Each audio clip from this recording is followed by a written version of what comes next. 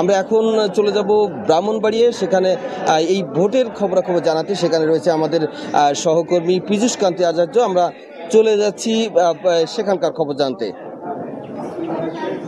ধন্যবাদ পলাশচন্দ্র ঢালি। আমি এখন আছি ব্রাহ্মণবাড়িয়া শহরের সরকারি মহিলা কলেজ কেন্দ্রে।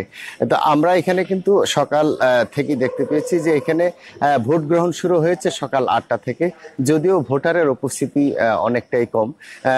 এই ভোট কেন্দ্রে কিন্তু 2125 জন নারী ভোটার রয়েছেন। এই নারী ভোটারদের কেন্দ্রে কিন্তু এখানে ভোট গ্রহণ কিন্তু নারীদের উপস্থিতি আমরা খুবই কম দেখেছি। আমি একটু দেখাতে চাই আমার সহকর্মীর মাধ্যমে যে এখনো যে কয়েকজন ভোটার এখানে উপস্থিত হয়েছে এবং তারা ভোট দিচ্ছেন।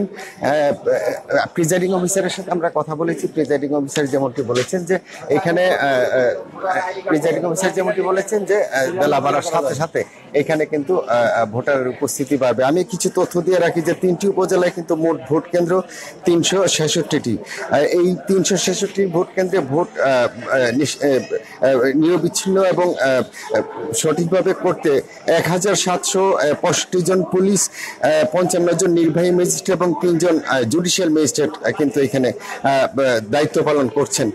এবং আরেকটি তথ্য দিয়ে রাখি যে এই যে 366টি কেন্দ্র রয়েছে, 366টি কেন্দ্রের মধ্যে কিন্তু 254টি কেন্দ্রকেই গুরুত্বপূর্ণ কেন্দ্র হিসেবে বিবেচনা করা হচ্ছে। এর মধ্যে কিন্তু গুরুত্বপূর্ণ কেন্দ্রগুলোতে বেশ কিছু বাড়ানো হয়েছে, পুলিশ এবং আইন শৃঙ্খলা বাহিনী বাড়ানো হয়েছে এবং সাথে কিন্তু রয়েছে সদর উপজেলায় 4 প্লাটুন বিজেপি, নবীনগর উপজেলায় 4 প্লাটুন বিজেপি এবং বিজয়নগর উপজেলায় 3 প্লাটুন বিজেপি কিন্তু দায়িত্ব পালন করছেন।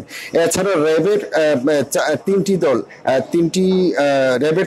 3টি উপজেলায় কাজ করছে। তো এখন পর্যন্ত শান্তিপূর্ণভাবে ভোট গ্রহণ চলছে। বেলা বাড়ার সাথে সাথে ভোটারের উপস্থিতি বাড়বে বলে প্রিজাইডিং অফিসার বলছেন। তো সুজানা, এই ছিল আমার কাছে ব্রাহ্মণবাড়িয়া থেকে ভোটের সর্বশেষ খবর।